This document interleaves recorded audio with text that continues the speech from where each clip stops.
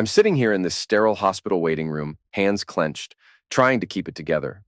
My son, Mark, was just rushed in. Paramedics scrambling, the doctors moving like they've done this 1,000 times. But I can't shake the panic. I have to stay calm for him, but it's hard. I keep thinking about why we're here. Why Mark is lying in an ER bed, injured. Why Victoria couldn't keep her promise to pick him up today. It was supposed to be her day, yet once again she forgot. I called her when I got the news. No answer. Again. Busy. I'll call you back later. That's all I got. My son is in danger and she's busy? I can feel my frustration bubbling up. I try her number again, hoping for something. Anything. Silence. Her silence. I can't stand it. She should be here, I mutter to myself. She should be here for him. Chris and Judy, my two older kids, rush in. They don't say much, but I can see it on their faces. The fear, the confusion. Judy clutches Chris's arm like she's holding onto something solid. Dad, is he okay? Chris asks. His voice wavers despite his effort to keep it steady. I don't know, I say. They're still working on him. They're taking him into surgery. My voice cracks. Why didn't she pick him up? She promised. They both look at my phone, waiting for some sign that their mother will show up. Did you call her? Chris asks, his face tight with frustration. I've been calling her for over an hour. I glance down at the screen, hoping for anything. I don't know where she is. I walk out into the hallway, trying to collect myself. The silence weighs on me, suffocating. I dial her number again, one last time, my finger trembling as I press the screen. The phone rings, 1, 2, 3 times. Then the same message. Busy, I'll call you back later. My fist clenches. Later? I want to scream. I turn to see the doctor approaching. He's serious but calm. Mr. Edwards? I nod, trying to steady myself. Mark's injuries are significant. We need to get him into surgery immediately. The words hit like a punch to the gut. He's lucky he wasn't hit worse. But we need to act fast. I exhale, trying to swallow the fear. Is he going to be okay? It's critical, but he's young, and we're doing everything we can. He'll need the surgery. But if it goes well, he should pull through. I nod, wiping a tear from my eye. Thank you. The doctor leaves and I sit back down. I can't stop looking at the door to the operating room. My thoughts keep racing, and one keeps coming back. Victoria. A year ago, things were different. Our family was close, happy. But then, everything changed, and I couldn't put my finger on exactly when it all started. It was Victoria. It always came back to her. When she was diagnosed with cancer, I didn't hesitate. I had to be her strength, no matter what. I didn't think about myself. It was all about getting her through the treatments, the surgeries, the hospital visits. For months, I kept things together. I took care of everything, the kids, the house, the meals. She was too weak to even get out of bed some days. Her hair fell out. She was pale, fragile. I kept telling myself I was doing the right thing, being there for her. I'm here for you, I'd say, holding her hand during treatments. We're going to get through this together. But I wasn't doing okay. I was drained. The emotional toll of watching the woman I loved, vibrant, confident, wither away was killing me. I didn't have time to think about myself. There was no space for it. I didn't take care of my health, my career, anything. My weight crept up. I ate on the go, barely slept. It was all for her. She needed me. The kids needed me. She needs me, I'd tell myself when I was too tired to keep going. The first few months were a blur of hospital visits, chemotherapy, endless uncertainty. But I was there. I held everything together. I didn't show frustration, not once, but it was wearing me down. I wasn't the same person anymore. I hadn't realized just how much until things started to shift. And then after months of worry, the doctor said what I'd been waiting to hear. Remission. I couldn't believe it at first. Relief washed over me. For a moment, I thought we could go back to how things were before. But it wasn't the same for Victoria. The cancer was gone, but she wasn't the same. She was weak, out of shape. No matter how much I told her she was beautiful, she struggled with the changes. She was different, and so was I. Everything changed when Millie and Clark moved in next door. They were younger, full of energy, and immediately caught Victoria's attention. Millie especially stood out. She was fit, confident, radiant. At first, Victoria admired her, but it didn't take long before I saw the envy creeping in. I watched as she started focusing more and more on her appearance. The mirror, which used to be just a quick check, became an obsession. She began buying tighter clothes that flaunted her new figure, and waking up early to go to the gym. Millie invited her to join once, and that was all it took. From that moment on, Victoria was hooked. The transformation was quick. She shed weight, toned her body, and with it came attention. Not just from Millie, but from other people too. Men at the gym would smile at her, glance her way, linger a little too long. Victoria started smiling back. At first, I was happy for her. She seemed so energized, so confident, but then it was like she was slipping away from me. It wasn't about getting healthier anymore. It was about something else. She was changing, and I felt like I didn't even recognize her anymore. One night, as she was heading out again, I tried to say something. Hey, what if we went to the gym together sometime? She paused, her phone in her hand, and looked at me for a moment. That's sweet, but I really like doing it on my own. It's my space, you know? I nodded, feeling the sting but trying to hide it. Sure. Just thought it could be nice, us, together. She didn't seem to care, just shrugged it off. Maybe another time. But I knew that time would never come. She wasn't interested. Her gym sessions became longer, her clothes bolder. She'd skip dinner to work out or scroll through pictures of herself on her phone. She would talk about her fitness milestones, her body transformation, but I didn't feel like I was part of her life anymore. One evening, she came home late again after yet another dinner with the neighbors. I couldn't stay silent any longer. We need to talk. She barely glanced up, her voice tired. Can it wait? I'm really tired. No, I said, my voice firmer now. I feel like I'm losing you. She sighed, setting her purse down. I'm finally feeling good about myself, Alex. Why can't you just support that? I do. But it wasn't enough. But I miss my wife. I miss us. She stared at me for a long moment, her face unreadable. I'm still here. But she wasn't, not really. Not the way she used to be. And we both knew it. The venue was alive with energy. Soft lights, laughter, the clinking of glasses, and music that shifted between upbeat and sensual. It was Victoria's 40th birthday. She looked stunning in that tight red dress, the kind that made her the center of attention. Guests surrounded her, offering congratulations, toasts, their admiration apparent. I watched from a distance, at first thinking it was all innocent, but then a younger man, charming, confident, pulled her onto the dance floor. She didn't resist. As the song changed to something slower, the space between them seemed to vanish. His hands were all over her, more than they should have been. She laughed, her head thrown back, letting him hold her in a way she hadn't let me in months. I could hear people whispering. Isn't that her husband over there? Someone said, eyes on me. I turned my gaze away, trying to ignore it, but I couldn't. I couldn't escape the growing knot in my stomach. That night, when we got home, the silence between us was thick, suffocating. She stood in front of the mirror, removing her earrings, not even looking at me. You enjoyed yourself tonight, I said quietly. She didn't meet my eyes. It was my birthday. I deserved to have fun. Fun? I echoed, my voice strained. That's what that was? It was just a dance. That wasn't just a dance, Victoria. His hands were all over you. Everyone saw it. She sighed heavily, her back to me. You're overreacting. And you're pretending it meant nothing. The night ended without a word, without a touch. The next night was the same, and the night after that. Weeks passed and nothing changed. No intimacy, no affection. But she kept dressing up, hitting the gym, spending more time with the neighbors. She'd come home later and later, as though she had somewhere else to be. What hurt more than the absence of us in bed was the absence of her as a mother. I was driving to a meeting when I saw Mark walking alone down the road. Mark, what are you doing? This road is dangerous, I shouted, pulling over.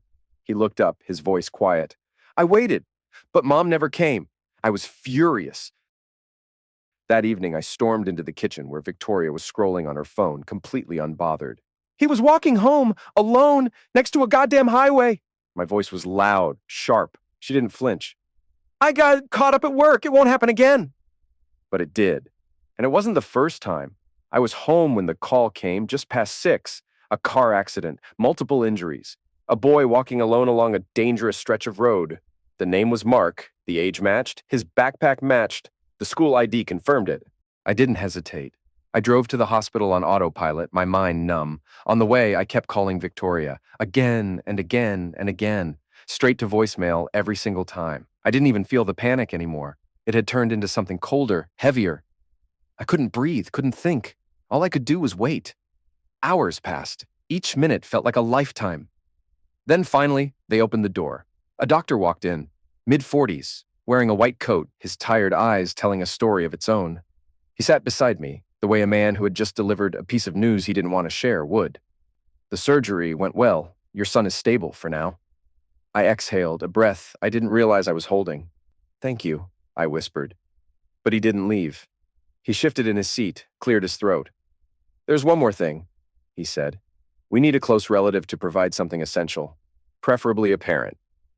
Of course, I said immediately, standing up. Take whatever you need. He nodded. We just need to run a few checks before we proceed. The tests were quick. A swab, a few questions, silent nods from the nurse. But I was still there, still frozen, waiting for something to change. 20 minutes passed. The door opened again, and the doctor stepped inside. But this time there was something different in his expression. He sat down again, slower than before. Mr. Edwards, he began, his voice gentle but firm. We ran compatibility tests, and there's something you need to know. I looked up. Something in his face told me this wasn't good news. Medically speaking, you're not a viable match. Biologically, you're not Mark's father. The room tilted. No, not the room.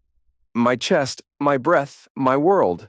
I blinked, then blinked again, trying to make sense of what he was saying, but the words didn't come. That's not possible, I finally managed, my voice low, hollow. There must be a mistake. We triple-checked, I'm sorry. My eyes drifted past the doctor, out into the hallway. Someone walked by holding a clipboard. Someone laughed softly at a nurse's station. Somewhere, a monitor beeped steadily in the background. But all I could think about was the fact that Mark, my son, was lying in a bed just behind that wall. And yet, he wasn't my son, but he was. Of course he was. I remembered his first breath, the tiny, wrinkled fingers clinging to mine, the way he squealed and clapped the first time he saw a puppy, the time he fell off his bike and didn't cry until he saw me running toward him, the drawings, the bedtime hugs, the whispered, I love you, Daddy. My throat closed. Can I still help him? I asked quietly, almost afraid of the answer. We've already found another family member, the doctor said, his voice soft. He'll be okay. I nodded slowly, feeling something heavy settle into my chest. My shoulders slumped. My hands shook. He's mine, I said, barely above a whisper. No matter what you say, he's mine. The doctor nodded quietly, showing a kind of respect I didn't expect. He stood and walked away. I stayed seated, eyes unfocused, my mind somewhere far beyond the hospital walls, trying to grasp a truth that didn't seem real. I stood motionless in front of the closed door. I entered as a father, but when I left, something inside me was broken. My chest felt tight, like someone had dropped a boulder on it. I walked slowly down the corridor to where Chris and Judy were waiting. Judy stood up as soon as she saw me. Dad, is he okay? I nodded, though it took effort. Yeah, they said he's stable. Surgery's over. Chris let out a breath of relief and sank back into his chair. They said they needed a family match, I continued, my voice softer than usual, almost cold.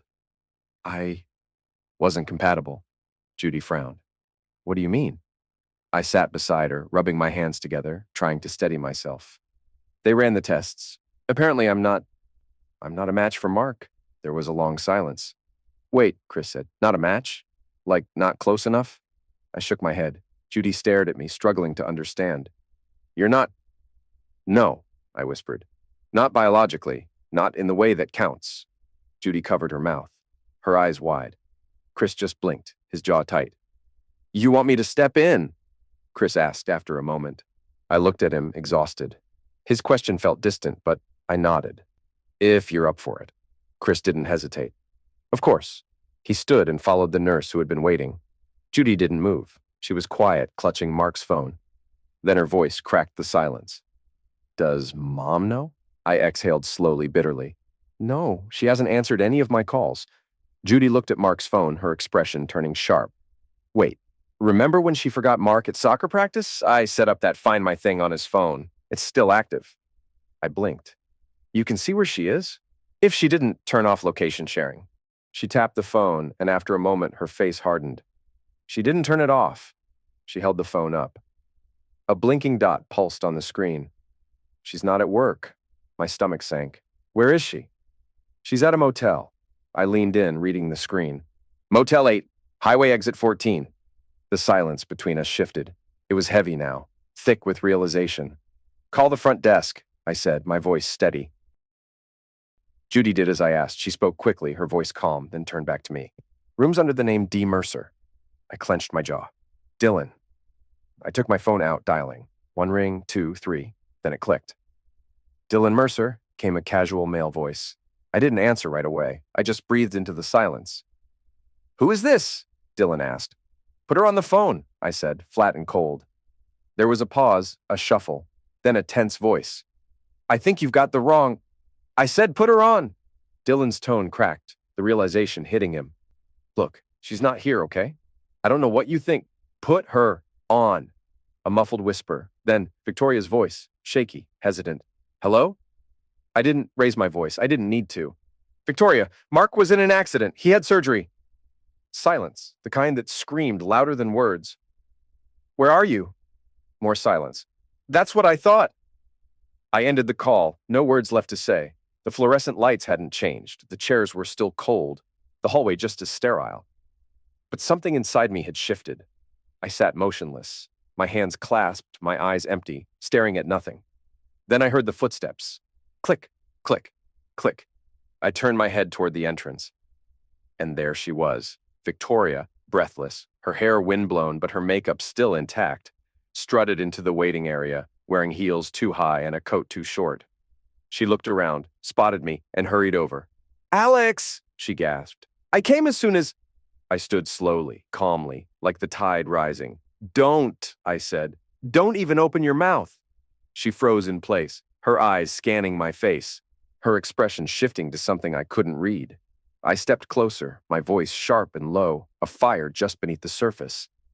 You smell like motel sheets and someone else's sweat. Her eyes widened, her mouth opened. She was going to deny it, explain, beg, but nothing came out. I didn't flinch.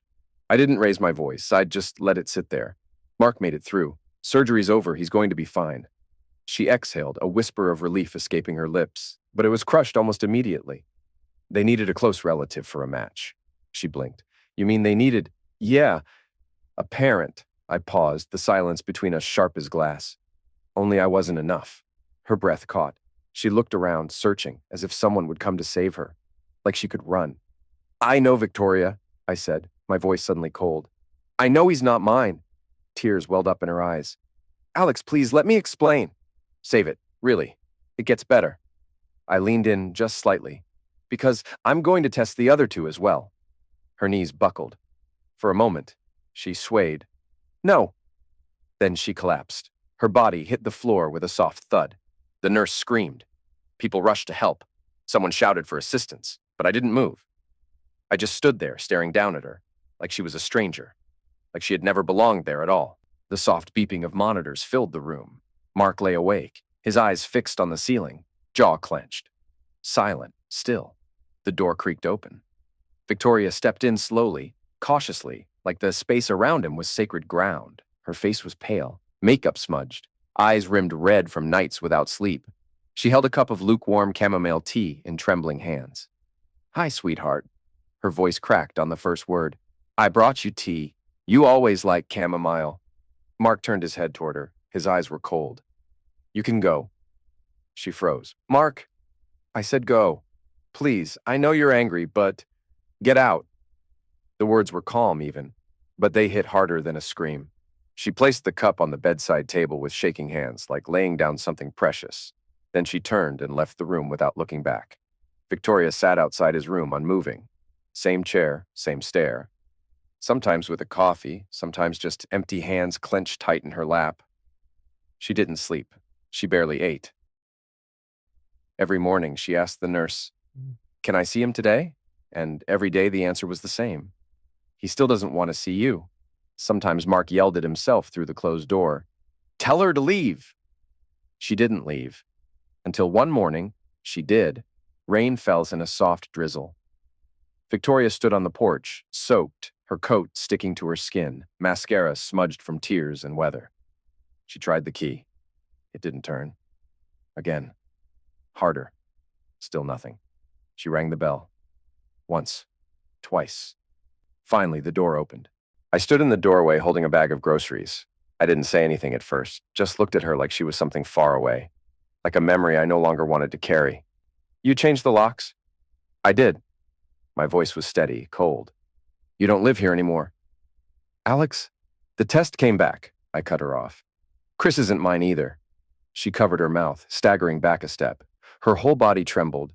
So I guess, I said, voice quieter now, you were only faithful to our firstborn. 1 out of 3, that's quite a ratio. Her knees almost gave out. She gripped the railing for support. I didn't plan any of this, she whispered. I never meant to hurt you. You didn't hurt me. I stared at her. You destroyed us. I turned and walked inside, closing the door without slamming it. Just ended it. Victoria stood there in the rain, motionless, then slowly her fists hit the door. Alex, please, please don't do this. This is still my home, she sobbed, pounding harder. I made mistakes, I know, but I'm still their mother. Let me in. No answer, only the sound of rain and the sound of her braking. A few days later, I heard tires crunching on gravel. A black car pulled up and out stepped Dakota, tall, proud, furious, dragging a suitcase behind her like it was a weapon. She didn't say a word, just marched up the walkway and stopped at the foot of the porch, arms crossed tight.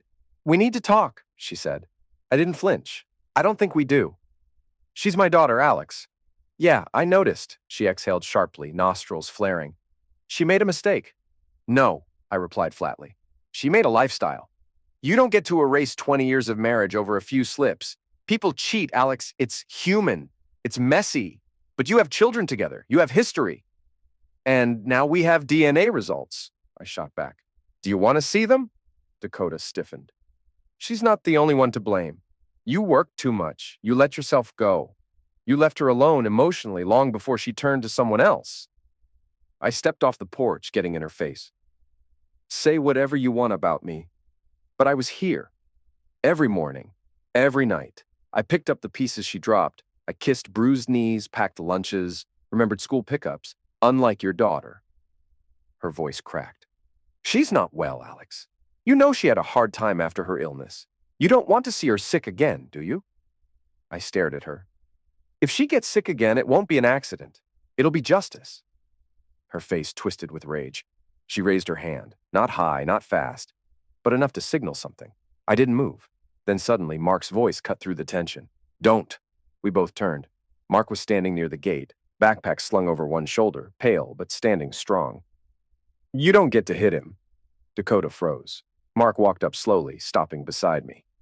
You don't get to defend her either, he said, staring his grandmother in the eye. The silence between them wasn't empty. It was heavy, a verdict. Dakota looked between us, and for the first time she had nothing to say. I placed a gentle hand on Mark's back. We turned, walked into the house, and closed the door behind us. But Dakota followed us. You don't get to tell me to leave, she snapped. This house still belongs to my daughter and her husband. You're not divorced. I didn't flinch. Not yet. But the paperwork's filed. She'll be getting the notice any day now. Dakota's lip curled in disgust. You think that makes you the king of this castle? She raised her phone and started tapping. We'll see what Victoria has to say about that. She pressed call and walked into the kitchen as the phone rang. Sweetheart, she cooed. When the call connected, he thinks he can throw me out. You need to come home right now. He doesn't have the right. You two are still married, and this is still your house. I stood up and walked to the window. 10 minutes later, headlights cut across the driveway. The front door opened. Victoria stepped inside slowly, her clothes wrinkled, her face pale and raw from crying. Her eyes darted around nervously. Alex, she said, her voice trembling. Can we talk? Before I could answer, another voice came from the staircase. No, we can't talk. Mark was walking down slowly, holding a few sheets of paper and his phone. Victoria turned toward him, startled. Mark! Don't. His voice was cold. I've already filed a restraining order against you. The room went still. What? You're not allowed near me anymore. Not at school, not in this house, not at the hospital. I've already called the police. Victoria blinked, like someone trying to wake from a nightmare. You can't be serious. Mark handed me the documents and held up his phone. They're on their way. Dakota rushed toward Mark. You can't do this to your mother. She did it to herself, he said, unblinking. Victoria dropped to her knees. Please, she whispered. I know I messed up. I know I did, but I'm still your mother. You're my baby. Please. She crawled forward, reaching for him. Mark, please, don't let them take me away. But he backed up slowly without a word. Then a knock. Two police officers stepped inside, calm but firm. Ma'am, one said to Victoria, we need you to leave the property immediately. There's a temporary protection order in place. You'll have to settle this through the court. No, please, she cried, gripping the doorframe. I just need to hold my son, just once. Please. Ma'am, step outside, the officer repeated more firmly. Dakota shouted at the officers. This is absurd. She's his mother. You can't. The second officer turned to her. You too, ma'am. You're not a resident of this property. You'll need to leave. Victoria sobbed uncontrollably as the officers gently escorted her and Dakota to the door. Alex, please, she screamed through tears. Don't let them do this. Don't let him hate me forever. I stood at the top of the stairs beside Mark. I didn't say a word. I just watched until the door closed and silence reclaimed the house. The sun was low, casting long shadows. I stood in the front yard, watering the hedges, not because they needed it, but because it gave my hands something to do. A car pulled up. Familiar. Clark stepped out slowly, wearing jeans and a sweatshirt, his shoulders heavier than usual. He walked up like he was approaching a grave. I saw him. Didn't wave. Didn't speak. Clark stopped a few feet away. Hey! I turned off the hose. Let the silence settle. You got a minute? Clark asked. I shrugged. Guess so. He shifted awkwardly, then looked me in the eye. I'm leaving her, he said. Millie, I filed this morning. I raised an eyebrow, but didn't respond. I found out last night she's been sleeping with her yoga instructor and the guy from the bakery and God knows who else. I think the list's longer than I want to admit. He gave a short, bitter laugh. Guess Victoria wasn't the only one good at pretending. I stayed silent, jaw tight. She encouraged it, Clark added. All of it. She told Victoria she deserved more, that she should start living a little, that you were dragging her down. His voice tightened. I didn't know how far it had gone until now, and I'm sorry, Alex. I'm sorry we ever moved into this neighborhood. I think we broke something just by being here. I looked at him, no anger on my face, just the calm of someone who had already given all he could. You didn't break anything, I said. My wife did that a long time ago, long before you ever unpacked a box. Clark nodded slowly, eyes on the ground. No defense left. Anyway, he muttered, backing away. Just wanted you to hear it from me, and not the neighborhood gossip chain. He turned to leave. Clark. He paused and looked back. You're not the worst thing that happened here. Clark didn't smile, but something in his posture softened. Then he walked to his car and drove away. And now, this day had come. Muted light spilled through the tall courtroom windows. The room was quiet, sterile, the soft shuffle of papers and murmurs of lawyers the only sound. I sat on the right, composed, dressed in a dark suit. My expression was calm but distant, the calm of a man who had nothing left to fight for and nothing left to lose. Victoria sat on the left, barely recognizable. Her once glamorous appearance was gone. No makeup, plain clothes. Her hair, once perfectly styled, was pulled back into a modest bun. She looked smaller, like life had shrunk her into herself. The judge reviewed the papers in silence. The attorneys had already spoken. There was no drama in the legal facts, no assets contested, no custody battles, because Victoria had signed everything away. I glanced at her once, briefly. She didn't look back. When asked if she had any final statement, she stood slowly, gripping the table for balance. Her voice trembled, but it carried through the room. I had everything, she said. A husband who loved me, children who trusted me, a home, a life. She swallowed, eyes brimming but refusing to cry. And I threw it away. All of it, for nothing, for emptiness. She turned slightly toward me. I don't expect forgiveness, I don't even deserve it, but I am sorry, and I will carry that until the end of my life. The judge finalized the decree with a nod and a firm stamp. It was over. But then, as the room began to clear, something shifted in Victoria. Her eyes flashed, a surge of emotion overtaking her. She stepped forward, her hand reaching out as if to grab me. You don't understand, Alex. You can't do this to me, she yelled, voice rising. I was your wife. I gave you everything. I froze. The tension in the air thickened. I didn't flinch, just stood there as she stormed toward me. Victoria, stop, I said quietly, but she wasn't listening. She lunged forward, hands outstretched, aiming at my face, ready to scratch. The room went silent as her hands came at me, but before they could reach their target, 2 security officers rushed over and grabbed her, pulling her away. "No! Let me go!"